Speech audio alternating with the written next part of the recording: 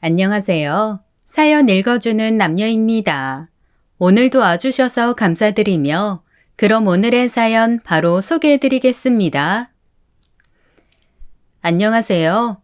서울 성북구 성북동에 사는 20대 후반 김지영입니다. 보통 사연을 듣다 보면 이름을 잘 말하지 않던데 저는 익명이 아니라 저를 알고 있는 사람이라면 누구든 제 이야기라는 걸 알았으면 좋겠다는 마음이에요. 힘든 지난 삶이 부끄럽지 않았거든요. 무엇보다 이제는 지난 날을 웃으며 이야기할 수 있는 여유가 생겨서 그러는지도 모르겠어요. 평소 고되고 힘든 일을 하면서 시간이 참 안 간다고 생각했는데 올해는 시간이 참 빠르게 지나간 것 같습니다. 올 한 해 어떻게 지내셨나요?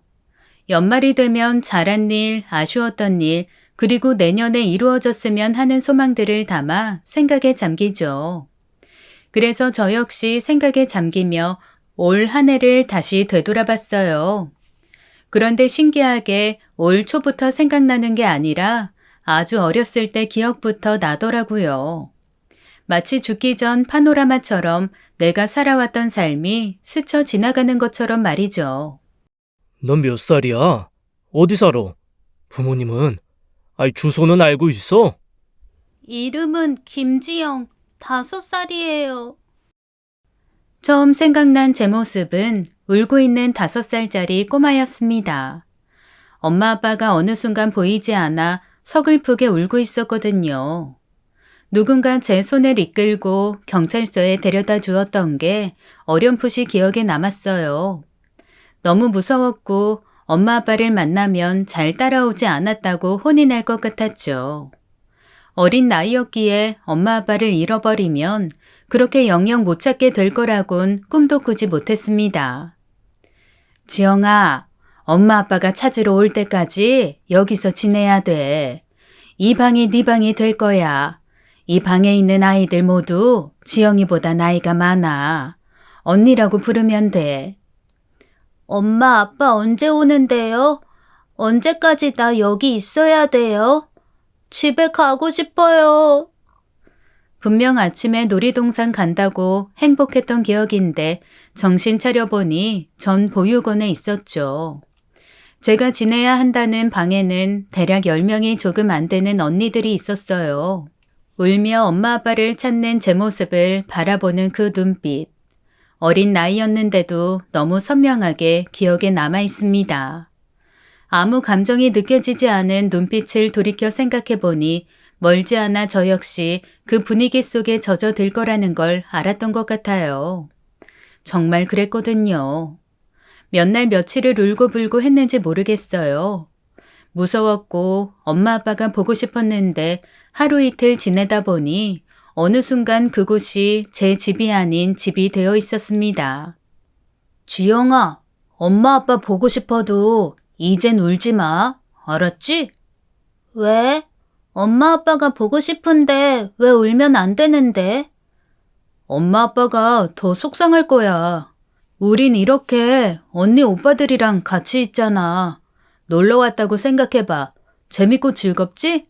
그런데 엄마 아빠는 아니잖아. 우리를 잃어버려서 정말 슬프실 거야.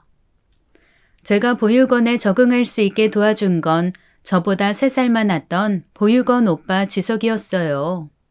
엄마 아빠가 더 슬플 테니 놀러 왔다고 생각하고 울지 말라는 그 말이 어린 나이에도 너무 강렬하게 머리에 박히더라고요. 어렸지만 버려진 게 아니고 나를 찾기 위해 애쓰고 있을 엄마 아빠를 믿었기 때문인지도 모르겠습니다. 지석 오빠 말처럼 나는 이곳에 놀러 왔고 엄마 아빠가 데리러 올 때까지 재미있게 지내야겠다고 생각하자 신기하게 보육원에 있는 게 재밌었어요. 어린 나이였기에 공부할 것도 없었고 항상 저와 놀아주는 언니 오빠들이 있었거든요. 물론 엄마 아빠가 보고 싶은 날들도 있었습니다. 그때마다 엄마 아빠가 오면 여기서 지냈던 재밌는 이야기 많이 해줘야지 그렇게 생각했어요. 그러면 나를 찾기 위해 많이 슬퍼했을 엄마 아빠 마음이 조금은 괜찮아지지 않을까 싶었던 것 같습니다. 지영아, 너 오늘 저녁 제대로 안 먹더라. 어디 아파? 이거 먹어.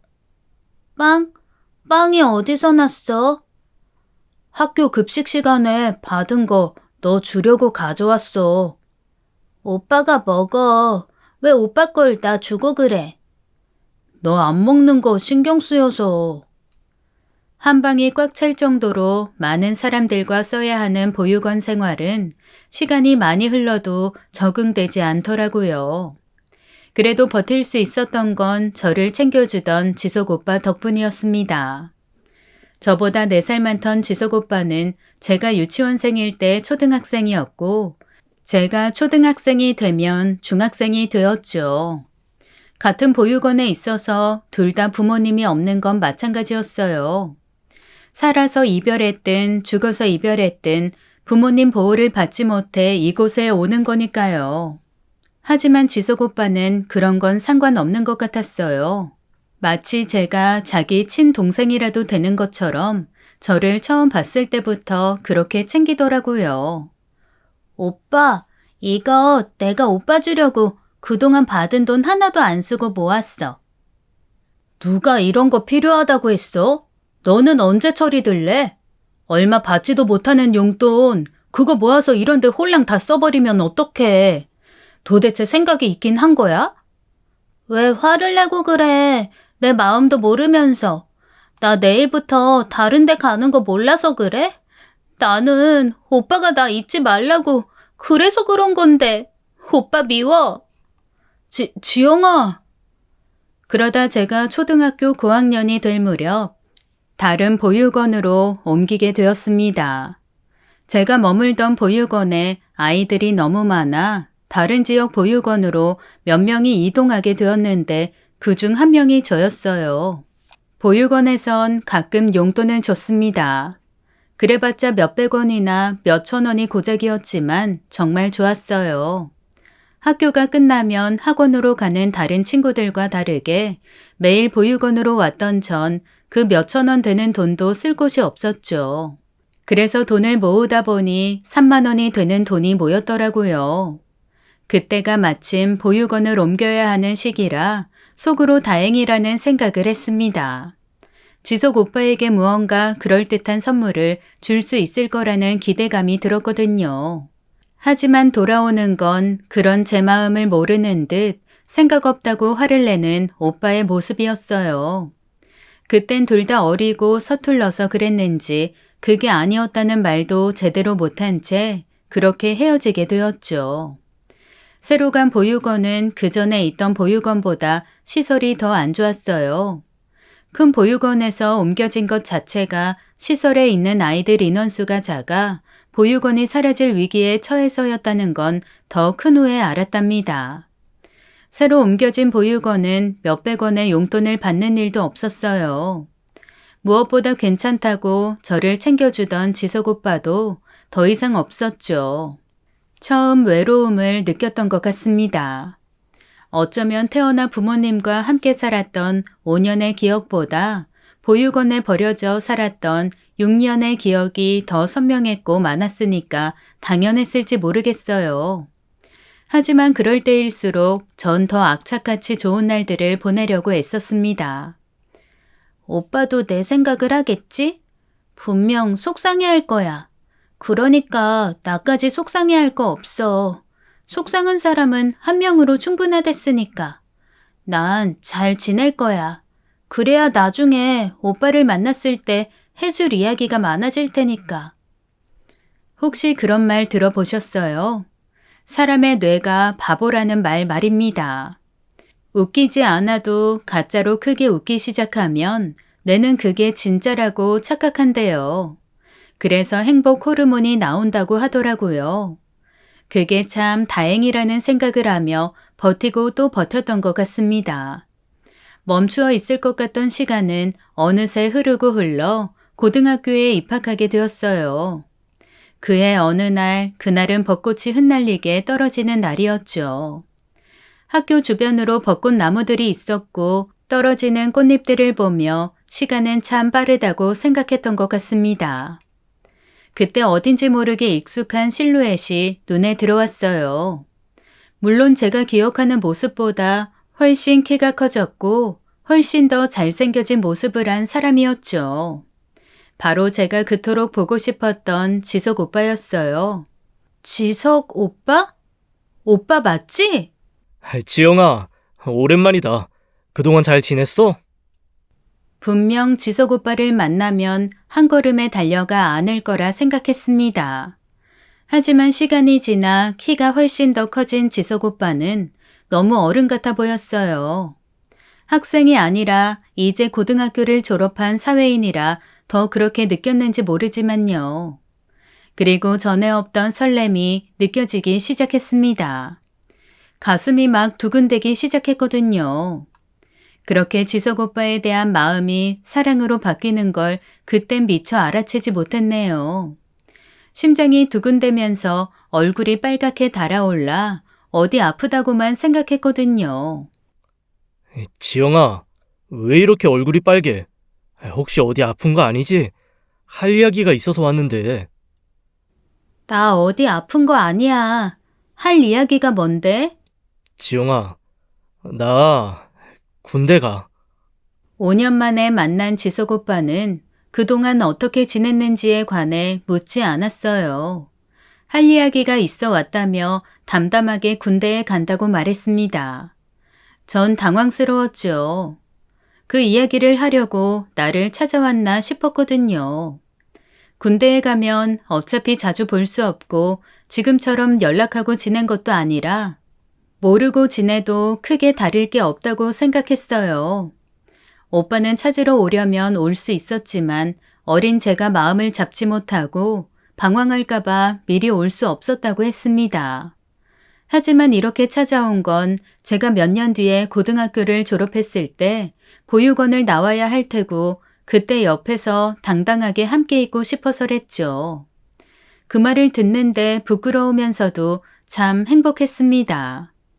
그렇게 오빠는 군대에 갔고 전 고등학교를 졸업하게 되었어요.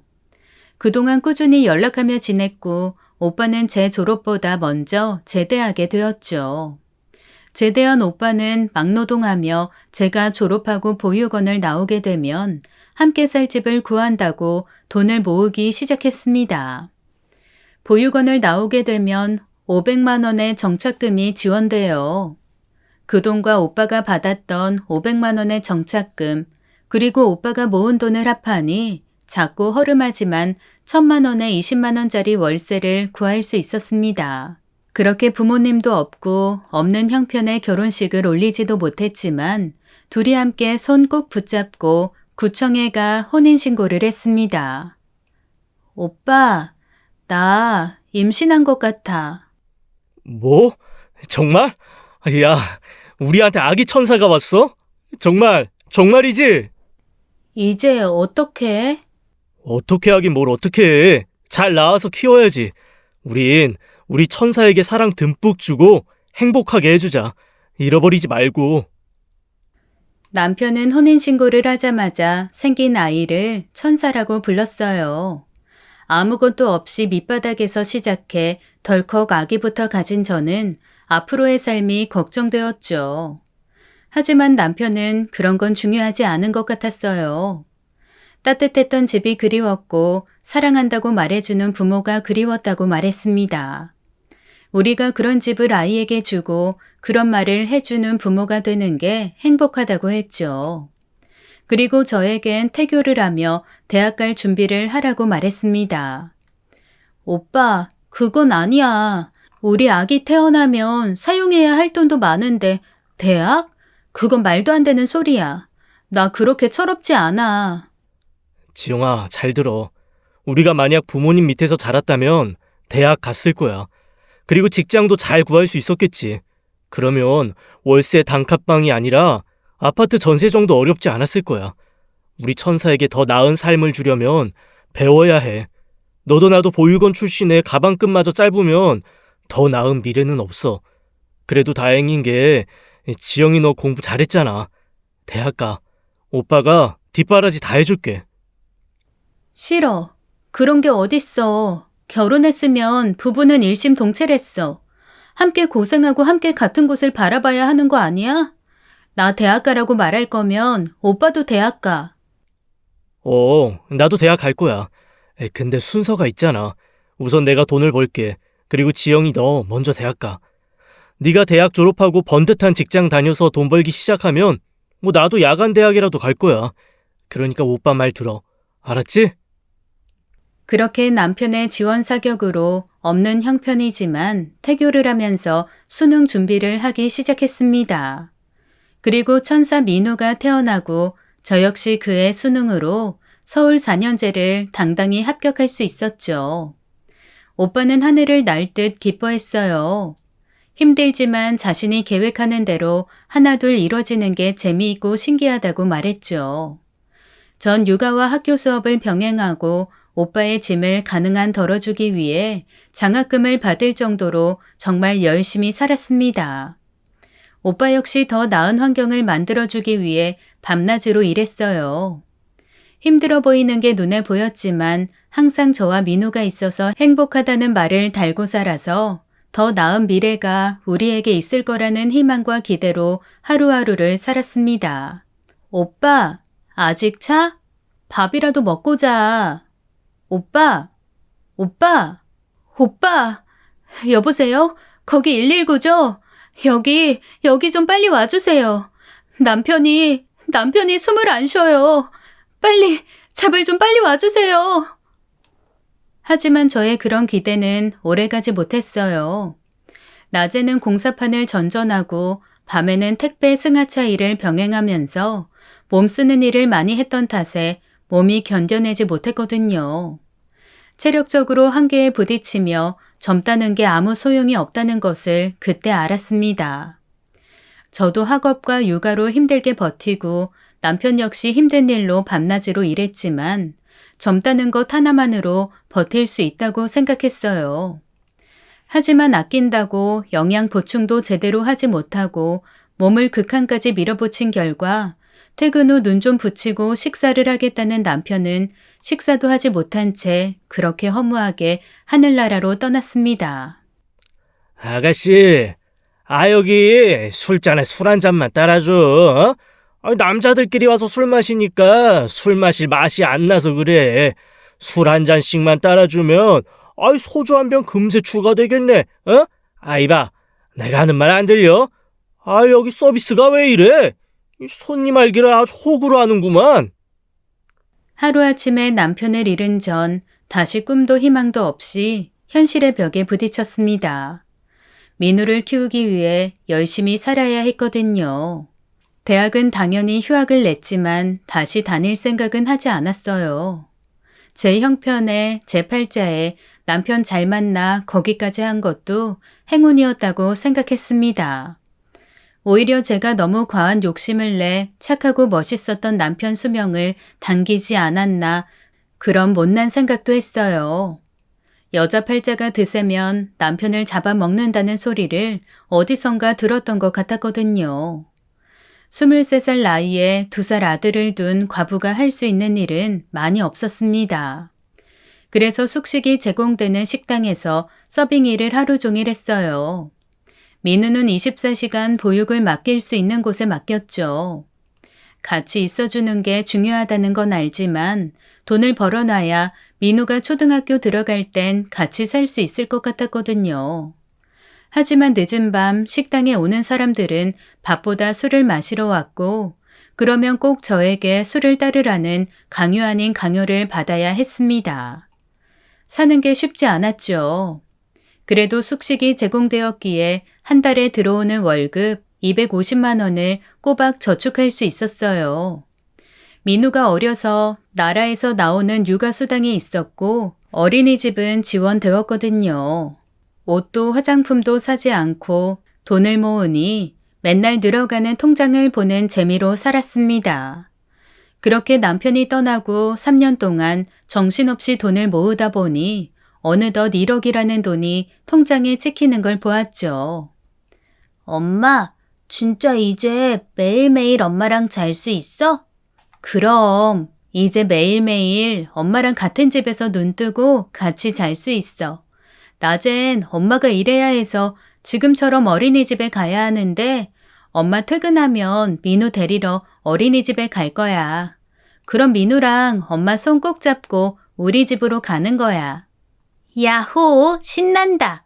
선생님 들었어요? 나 이제 여기서 앉아도 된대요.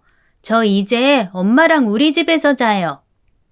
그리고 민우가 5살이 되던 해에 드디어 민우와 한 집에 살 수 있게 되었습니다. 그러고 나니 잊고 있던 엄마 아빠가 생각났어요. 얼굴도 기억나지 않는데 엄마 아빠를 잃어버려 혼자 지내기 시작한 게 꼭 민우와 같은 5살 나이였으니까요. 외롭고 힘들었던 시작점이 나에겐 5살이었는데 내 아들 민우에겐 즐겁고 행복한 시작점이 되길 마음속으로 바라고 또 바랬습니다. 비록 아이 아빠가 일찍 죽어 그토록 바랬던 온전한 가정을 만들어주지 못했다는 아쉬움이 항상 마음에 있었어요. 그래서 더 잘해주고 싶었지만 고생해 모은 돈을 전세자금으로 쓰고 나니 다시 힘든 일을 하며 민우와 살 생활비를 벌어야 했습니다. 제가 할 수 있는 일들은 시간당 최저시급을 받는 일들로 한정되어 있었고 앞으로도 변함없이 그런 일들만 해야 한다는 게 너무 분명했죠. 그래서 아껴야 했어요. 남들은 이맘때 아이들에게 다양한 체험을 해준다고 하지만 저에겐 그저 사치에 불과했습니다. 그렇다고 아이에게 힘들다, 어렵다는 말은 하나도 하지 않았어요. 넉넉하지 않은 형편이지만 민우가 걱정하며 살게 하고 싶지 않았으니까요. 하지만 지금보다 더 어릴 때 엄마가 돈을 벌기 위해 자신이 어린이집에서 살아야 했다는 걸 잊지 않은 것 같았어요. 저와 같이 살기 시작한 지 2년이 넘어갔는데도 과자 하나 사달라는 소리를 하지 않더라고요. 민우야, 과자 안 먹고 싶어? 과자 사줄까? 엄마, 어린이집에서 과자 주는데 나는 별로 맛있는지 모르겠어. 혹시나 하는 마음에 과자를 사주냐고 물으면 괜찮다고 말하는 7살 민우, 철이 들어도 너무 빨리 든 게 아닌지 가끔은 너무 미안하게 느껴지기도 했습니다. 그러던 어느 날, 그날은 토요일이었어요. 토요일과 일요일은 민우가 어린이집에 가지 않아요. 그래서 식당에 바쁜 점심시간만 일하고 집에 갔었죠. 그날은 왠지 아침부터 몸이 무거웠어요. 하지만 출근을 안 할 수는 없잖아요. 그래서 힘들게 몸을 이끌고 일하는 식당에 도착했는데 도무지 일을 못하겠더라고요. 그런 제가 식당 사장님이 볼 때도 힘들어 보였나 봐요. 오늘 일당은 쳐줄 테니 그만 들어가 쉬라고 말씀해 주셨습니다. 죄송하고 감사한 마음에 뭐라도 더 돕다가 정말 못 버티겠으면 집에 가려고 했어요. 그런데 순간 휘청거리며 어지러움을 느꼈고 안 되겠다는 생각에 집으로 가고 있었죠. 그때 멀리서 민우 또래 아이들이 깔깔거리며 웃고 있는 게 보였습니다. 몸이 아파서 그런지 아무 생각 없이 그들을 응시하고 있었고 그 아이 중 민우가 있다는 것도 보였지만 큰 소리로 부를 힘도 없었죠. 그래서 터벅터벅 아이들이 몰려있는 곳으로 걷고 있었어요. 하하, 너 진짜 원숭이 같다. 또 해봐, 또. 진해하는 신사숙녀 여러분, 입장료를 내세요. 공짜로 보여드리지 않습니다. 야, 과자 좀 더 줘봐. 한 번 더 보게. 손 내놔봐. 여기 한 주먹 더 줄게. 아니다, 2주먹 줄게. 좀 더 길게 해봐. 잠깐만, 과자 좀 먹고. 아이, 그러지 말고 이거 봉지째 다 줄게. 이거 다 먹고 네가 버려. 그리고 빨리 동물 흉내나 더 내봐. 가까이 다가갈수록 전 제 귀를 의심해야 했습니다. 민우는 저를 등지고 있어서 제가 다가가는 줄도 모른 채 친구들이 시키는 대로 하고 있었죠. 화가 난 전 큰 소리로 민우를 불렀고 민우 친구들은 그런 저를 보자 누구 하나 붙잡아 혼내기도 전에 뿔뿔이 흩어졌어요. 그러고 집에 들어가는데 어디서부터 어떻게 말해야 하는지 모르겠더라고요. 이런 상황을 만든 게 모두 제 탓인 것 같았거든요. 너 과자 싫다며. 사준다고 할 땐 안 먹는다더니 그게 뭐야? 친구들한테 바보짓하며 종노릇하며 과자 얻어먹고 다녔던 거야? 그런 거 아니야. 친구들이랑 논 거야. 놀아? 그게 논 거야? 너를 가운데 두고 깔깔대고 웃고 있는데 그게 논 거라고? 그럼 과자는 같이 나눠 먹어야지. 왜 너한테 돈을 주는 것처럼 과자를 주고 웃긴 행동을 하게 만드냐고. 그건 어디서 고작 7살밖에 안 된 주제에 엄마 알기를 우습게 알아? 내가 너를 그렇게 가르쳤어? 엄마가 과자 하나도 못 사줄 정도로 보여? 그래서 그런 거지짓하며 과자 빌어먹고 다녔냐고. 네가 고아야? 엄마가 없어? 화를 내지 않겠다고 집으로 걸어가며 그렇게 마음속으로 되뇌었는데 그런 건 아무 소용이 없었습니다. 어떻게든 아무 일 아니라고 말하려는 7살 민우를 보니 억장이 무너졌거든요. 저 아이에게 난 엄마라는 나는 어떤 존재일까? 얼마나 든든한 울타리가 되어주지 못하면 과자 하나 사달라는 소리 못하고 친구들한테 빌부터 얻어먹고 있었을까? 민우에게 처음으로 불같이 화를 내고 있었지만 어쩌면 그건 민우가 아닌 그런 환경밖에 만들어주지 못한 저 자신에게 화가 난 건지도 모르겠어요. 엄마, 잘못했어요. 다신 안 그럴게요. 나는 내가 과자 사달라고 떼쓰고 그러면 엄마가 나 또 어린이집에 하루 종일 있으라고 할까봐 내가 귀찮게 하면 자꾸 뭐 사달라고 하면 민우 싫어져서 어린이집에서 살라고 할까봐 그래서 그랬어. 엄마 미안해. 잘못했어요. 다신 안 그럴게요. 내가 널 왜 다시 어린이집에 보내? 엄마가 네가 미워서, 네가 귀찮아서 어린이집에 보냈던 거 아니야.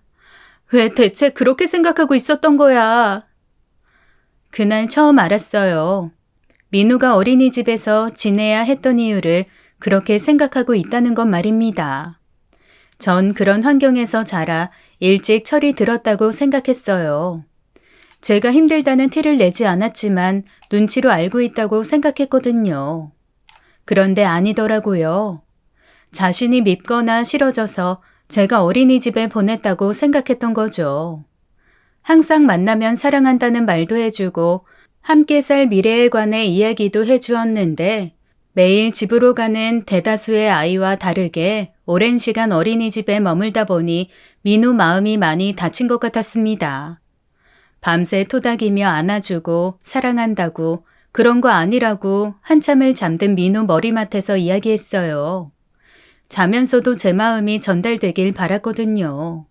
깊게 잠든 민우를 보며 미안하고 안쓰러운 마음이 교차했습니다. 집 앞 편의점으로 갔어요. 아침에 일어났을 때 머리맡에 있는 과자를 보며 제 진심을 민우가 알아주길 바랬죠. 그리고 아침이 되었습니다. 엄마! 이 과자 다 뭐예요? 먹인, 우리 민우 먹으라고 엄마가 밤에 집 앞 편의점에서 사온 거지. 뭘 좋아하는지 몰라서 어제 친구들이랑 먹던 과자도 샀어. 그러고 보니 우리 아들이 무슨 과자 좋아하는지도 엄만 몰랐네. 혹시 좋아하는 과자 따로 있어? 있으면 이따 엄마랑 사러 가자. 좋아하는 과자 따로 없어. 난 그냥 과자면 다 좋아.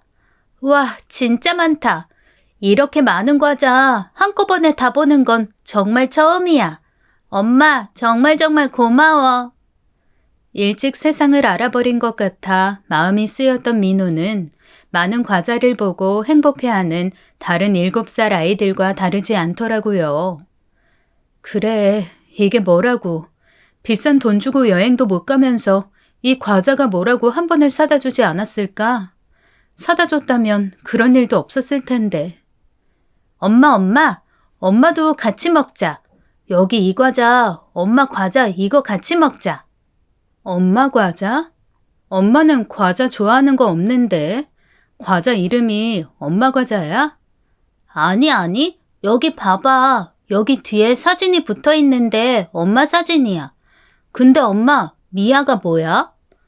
제 사진이 붙어 있어서 엄마 과자라며 제 앞에 과자 한 봉을 내밀었습니다. 아무 생각 없이 과자를 받았는데 그곳에는 정말 누가 보더라도 저라고 생각이 들 만큼 저를 닮은 사진이 붙어 있었어요. 사진은 5살로 보이는 여자아이가 있었죠. 간혹 주변을 보면 어린 시절 모습 그대로 큰 어른들이 있잖아요. 얼굴은 그대로인데 몸만 큰 경우 말이에요. 제가 그랬거든요.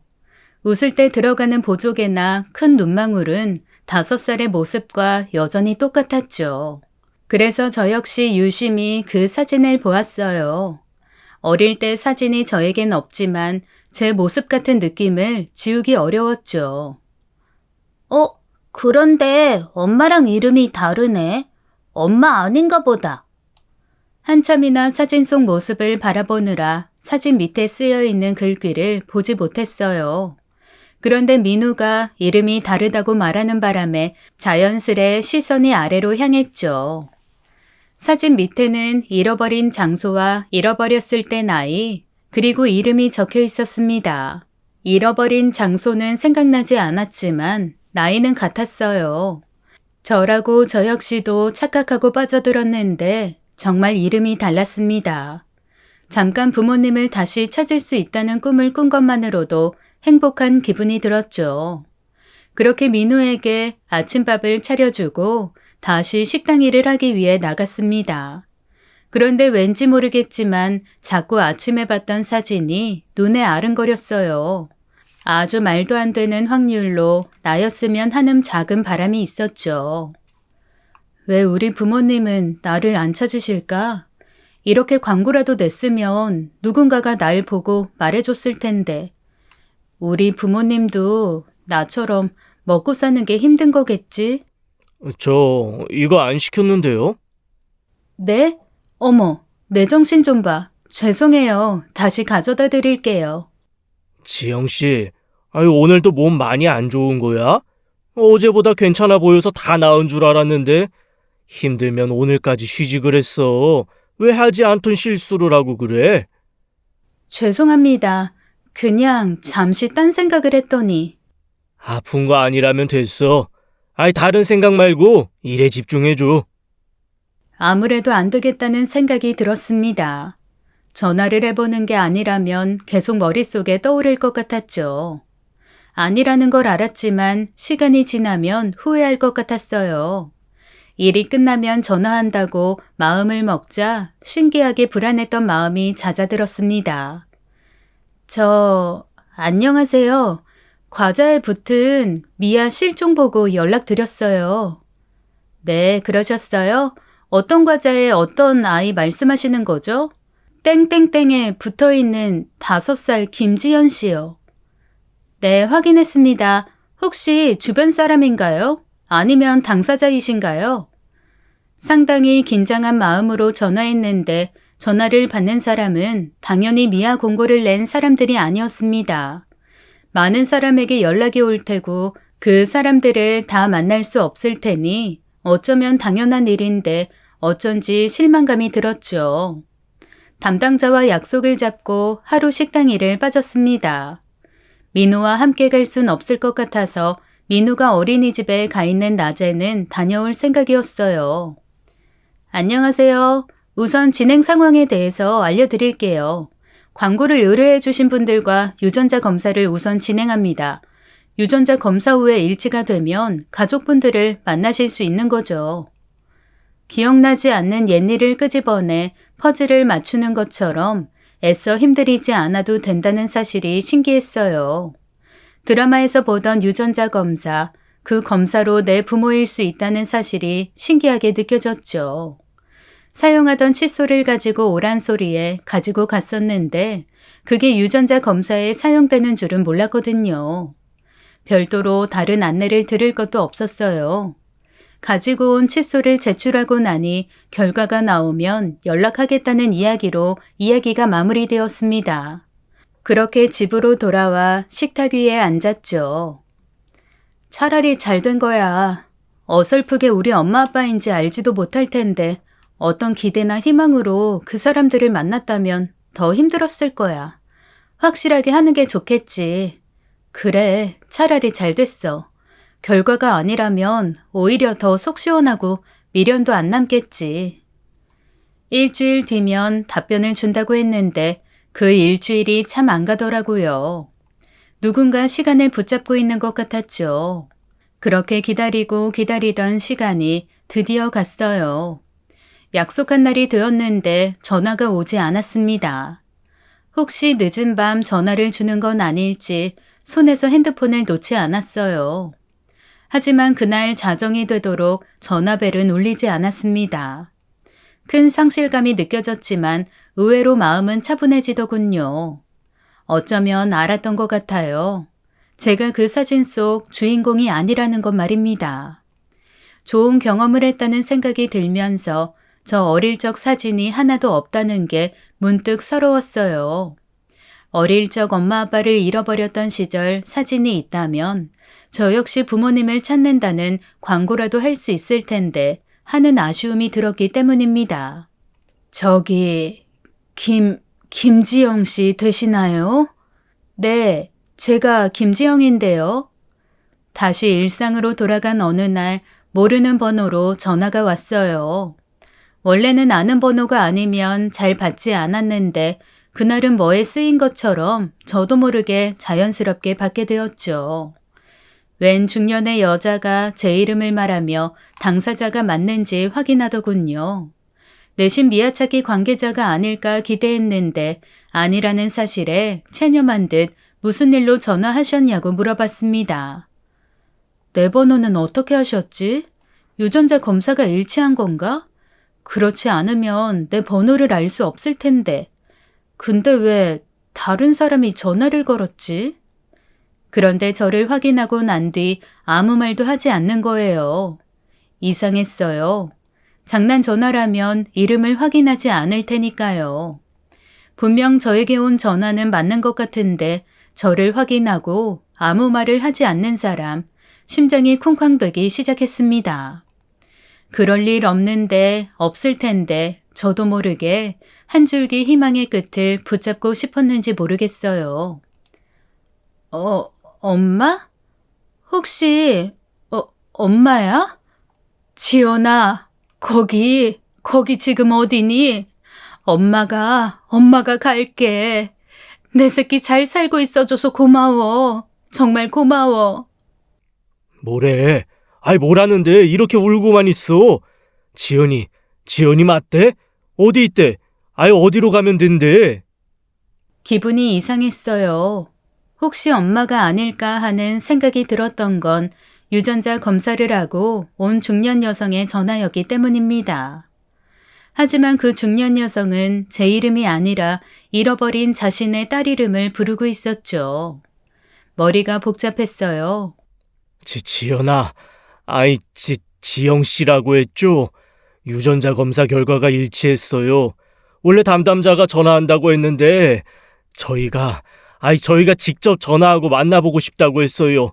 놀란 거 아니죠? 지금 거기 어디예요? 지금 갈게요.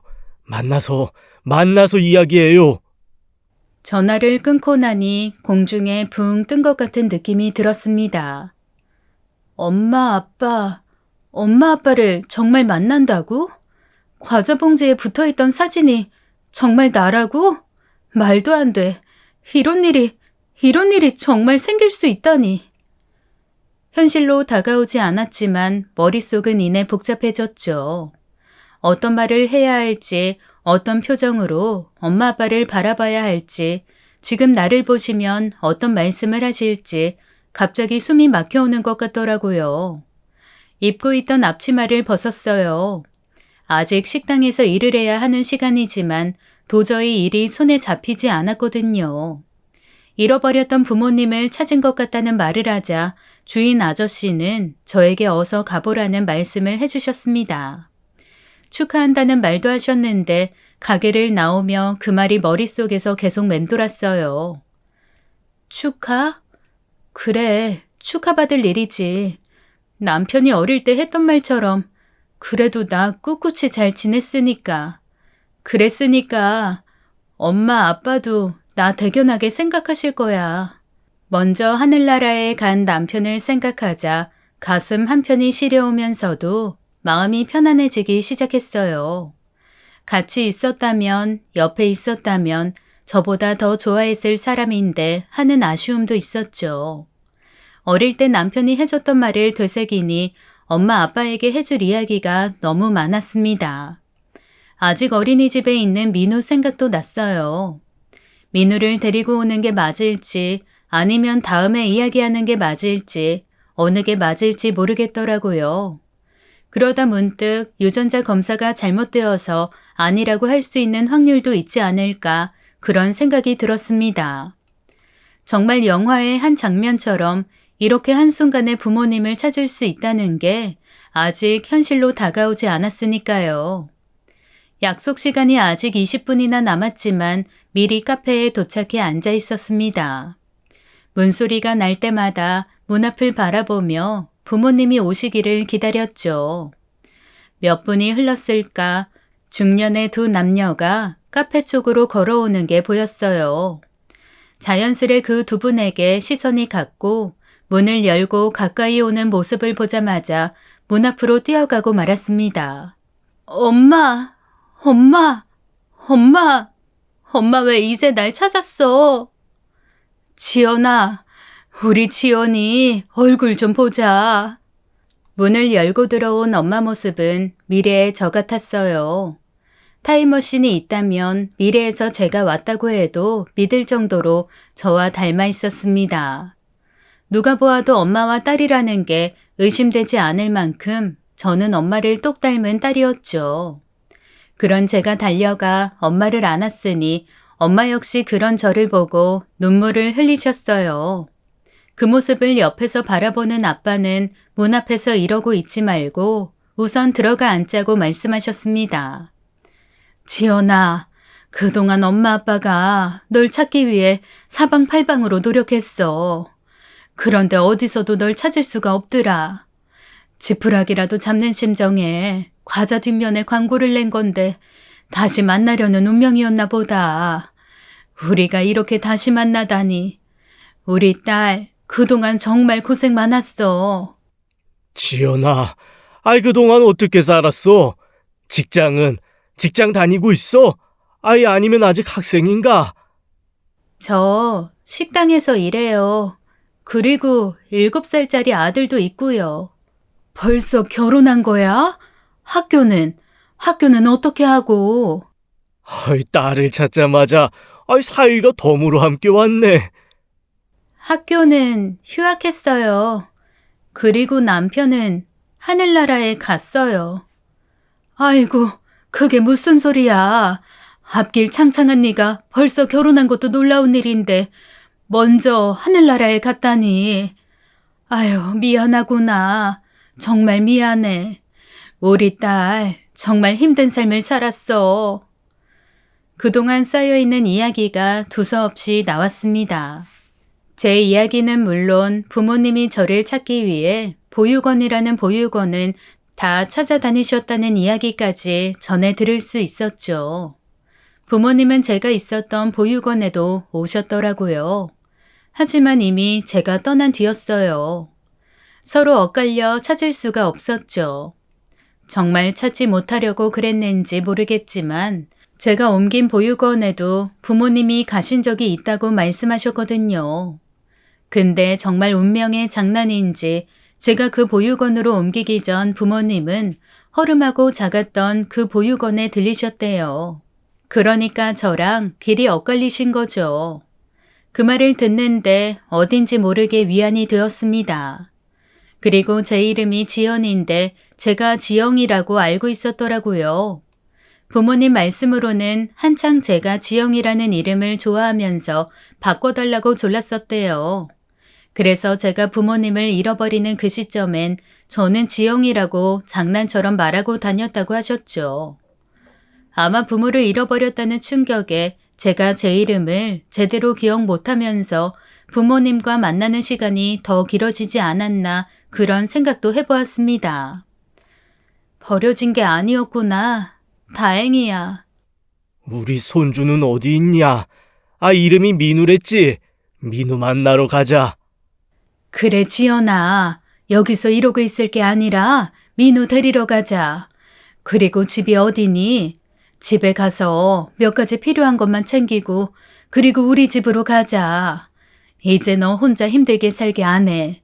엄마 아빠 만났으니 대학에 복학하고 식당에도 그만두겠다고 말해. 한바탕 소란스럽게 울고 나니 어느 정도 정신이 드는 것 같았어요. 부모님도 마음에 담아둔 말을 다 하시고 나니 손주가 보고 싶으셨나 봐요. 민우를 만나러 가자고 말씀하시는데 민우가 어떻게 받아들일지 걱정이 살짝 들었죠. 할머니, 할아버지가 있다는 이야기를 한 적이 없거든요. 그러고 보니 제가 살아온 이야기, 남편을 만났던 이야기도 해준 적이 없더라고요. 힘들게 살아온 이야기를 민우에게 들려주고 싶지 않았기 때문입니다. 그런데 부모님을 만나고 나니 해줘도 될 것 같다는 생각이 들었어요. 그 시간들이 있었기에 남편을 만날 수 있었고 민우가 태어날 수 있었으니까요. 엄마, 아직 어린이집 끝나는 시간 아닌데 왜 왔어? 민우 보고 싶어서 왔어? 엄마가 민우 너무 보고 싶어서 왔어. 네가 민우구나. 아이, 네 집 자식인지 아주 잘생겼구나. 안녕하세요. 칭찬 감사합니다. 민우가 아주 사회성이 좋구나. 우리 지연이가 애를 아주 잘 키웠네요. 엄마, 이분들 누구셔? 엄마 아시는 분이야? 민우야, 인사드려. 할머니, 할아버지야. 아닌데. 할머니, 할아버지 아닌데. 이렇게 검은 머리가 많고 젊으신데 아줌마 아저씨지 왜 할머니, 할아버지야? 아이, 놈 이거. 아이, 할아버지를 만나자마자 비행기를 태워주는구나. 그러게요. 누가 아니래요. 사실 우리가 할아버지 할머니 소리 듣기엔 좀 많이 젊죠. 울음바다가 되었던 카페와 다르게 민우를 만나니 분위기가 전혀 달라졌어요. 민우는 할머니 할아버지는 허리가 꼬부라지고 머리가 하얀 색상이어야 하는데 이렇게 젊은 할머니 할아버지가 어딨냐며 이해를 못하더라고요. 그래서 사실대로 이야기했습니다. 처음으로 민우에게 제가 살아온 이야기를 한 거죠. 엄마 아빠를 잃어버려 보육원에서 자란 이야기를 하며 이제 엄마 아빠를 찾아서 민우에게 할머니 할아버지가 생겼다는 말까지요. 정말 민우도 할머니, 할아버지 생기는 거야? 와, 신난다. 어린이집 친구들 데리러 오는 할머니, 할아버지 늘 부러웠는데 나한테도 할아버지, 할머니가 생겼어. 야호! 어린이집 친구들 할아버지, 할머니 중에서 우리 할머니, 할아버지가 제일 멋져. 내일 어린이집 친구들한테 자랑해야지. 녀석, 아이, 그렇게 좋아? 네, 정말 좋아요. 할아버지 진짜 민우 할아버지 맞는 거죠? 민우는 몇 번이고 그렇게 확인하더라고요. 민우를 데리고 부모님과 함께 제가 사는 집으로 갔습니다. 그리고 몇 가지 옷들을 챙겼죠. 이렇게 가는 게 맞는지 머릿속이 복잡했어요. 지금 사는 곳에 살고 자주 만나며 지내는 게 더 나은 게 아닐까 그런 생각도 솔직히 했으니까요. 하지만 부모님이 완강하셨어요. 그동안 헤어져 산 세월이 있는데 어떻게 또다시 떨어져 사느냐고요. 그렇게 전 부모님을 만난 날 민우와 함께 부모님이 사시는 집으로 갔습니다. 차에 대해 잘 모르지만 타고 오신 차를 보고 잘 살고 계시다는 걸 알 수 있었어요. 그렇게 도착한 곳은 한강이 내려다 보이는 고층 아파트 단지였습니다. 언니, 반가워요. 지연아, 네 동생이야. 너보다 3살 아래. 누나, 어서 와요. 환영해요. 지민이는 너 잃어버리고 나서 한참 뒤에 생긴 동생이야. 지금 막 고등학교 졸업했다. 반가워. 좋은 집에 살고 있는 동생들을 보는데 적당한 말이 떠오르지 않았어요. 같은 부모를 뒀지만 살았던 시간이 달라서 그런가 동생들은 구김살 하나 없고 예뻐 보였는데 어딘지 모르게 저는 어깨를 당당하게 펼 수 없었거든요. 제 손을 꼭 잡고 눈치를 보고 있는 민우까지 있어서 더 그랬는지 모르겠어요. 민우가 창피하거나 부끄러운 게 아니었어요. 뭐랄까, 나만 너무 동떨어진 곳에 있는 듯한 느낌이 들었기 때문입니다. 네가 민우구나. 아빠한테 전화로 이야기 들었어. 만나서 반가워. 삼촌이라고 불러. 알았지? 와, 언니를 쏙 빼닮았네. 엄마, 어디 가서 엄마 늦둥이라고 해도 믿겠어. 피는 못 속인다는데 엄마, 언니, 민우 딱 엄마 라인이네. 그치? 민우가 딱 보니까 외탁했더라고. 나도 우리 민우 보고 놀랐다니까. 삼촌, 이모? 와, 나한테 삼촌도 생기고 이모도 생겼다. 이거 꿈 아니죠? 이렇게 많은 가족이 생기다니 정말 신나요. 지연아, 이쪽으로 와. 여기가 네 방이야. 우리가 연락받고 네 방 꾸며놨는데 마음에 들지 모르겠다. 민우 방도 꾸며줄게. 당분간은 같이 방을 써야 할 것 같아. 그런데 정말 다행이었습니다. 어색하고 저만 다른 세계에 있다고 느끼던 그 분위기는 민우로 인해 하나로 어우러지고 있었거든요. 민우 덕분에 저 역시 다시 만난 가족들과 스스럼 없이 어울릴 수 있었습니다. 지연아, 지영이라고 불러주는 게 좋으니 생각해보니까 우린 지연이라고 불렀는데 이젠 네가 좋아하는 그 이름으로 불러주는 게 맞나 해서. 아니에요. 지연이라고 불러주세요. 잃어버린 자리를 찾은 것 같아요. 지영이라는 이름 고집부리다가 엄마 아빠 더 못 찾은 것 같아서 이제 그런 일 없었으면 해요. 지연이로 살래요. 그래 지연아, 그러자. 혹시 운전은 할 줄 아냐? 아니요. 운전면허 없어요. 그러면 아빠랑 가서 운전면허 학원 등록하자. 민우랑 여행도 다니고 하려면 면허 있어야지. 면허 따면 아빠가 차도 한 대 사주마. 그동안 하지 못한 거 다 하자. 부모님을 찾고 난 후 저의 삶은 전혀 예상하지 못하게 흘러가고 있습니다. 어쩌면 당연하겠죠.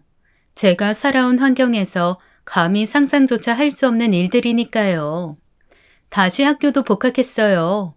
아빠가 말한 대로 운전면허 학원에 등록해 면허도 땄죠. 그리고 약속하신 대로 제 차도 한 대 뽑아주셨습니다. 정말 꿈만 같아요. 아빠 엄마는 제가 당연히 누렸어야 할 걸 이제야 누린다고 많이 미안해하세요. 하지만 전 오히려 헤어졌던 시간 덕분에 지금 누리는 것들이 더 감사하게 느껴지는 것 같습니다. 당연하게 느껴지는 것도 아니고요. 오히려 힘들었지만 그 시간이 있었기에 민우도 있었다고 생각해요. 할머니, 할아버지, 삼촌, 이모, 나 할 이야기 있어요. 뭔데? 우리 손주가 온 가족을 다 앉혀놓고. 그래, 뭔데? 무슨 중대 발표가 있는 거야? 내일은 할머니가 나 어린이집으로 데리고 와주세요. 내일? 아유, 알겠다. 그러면 모레는? 모레는 할아버지. 그럼 삼촌은 그 다음날 민우 데리러 오라는 거야? 딩동댕, 정답입니다. 민우야, 엄마가 데리러 갈게. 다들 바쁘셔. 왜 안 하던 짓 하고 그래? 놔둬라. 바쁜 사람 빼고 안 바쁜 사람들이 데리러 가면 되는 거지. 어린이집에서 민우 데려오는 게 뭐 어렵다고 그러냐? 맞아, 언니. 나 요즘 졸업 앞두고 시간 완전 많아. 이모 좋은 게 뭔데? 조카 사랑 아니겠어? 이모가 데리러 가는 날은 너무 오래 기다려야 하는 거 아니야? 민우야, 내일 할머니 말고 예쁜 이모가 데리러 가면 안 돼? 이미 순서가 정해졌지만 이모가 그렇게 원한다면 할머니랑 이야기해보세요. 아이고, 뭐라고? 요 녀석, 커서 뭐가 되려고 이렇게 말을 잘할까? 그러게 말이요. 아무래도 우리 민우 영재학원 보내야 하는 거 아닌지 모르겠소. 매일 민우 덕분에 웃음꽃이 끊이지 않습니다. 이젠 부모님과 함께 사는 집에서 잠을 자고 눈 뜨는 게 익숙해요. 며칠 전 부모님이 민우방을 만들어주시면서 이젠 잠도 혼자 자거든요. 그러다 보니 생각이 많아졌네요. 오빠, 하늘에서 나 지켜보고 있는 거지?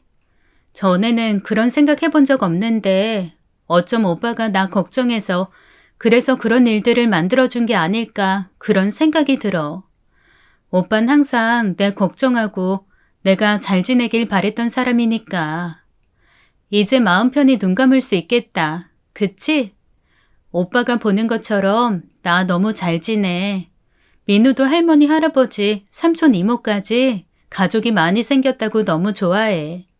그렇다고 당신 자리를 채워줄 수 있는 건 아니겠지만 예전처럼 나와 민우 둘이 외롭게 지낼 일은 없을 거야.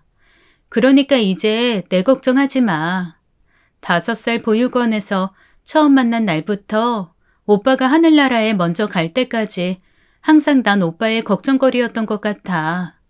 그땐 그게 고맙고 든든했는데 이젠 알 것 같아. 항상 고마웠어. 그리고 정말 많이 사랑했어.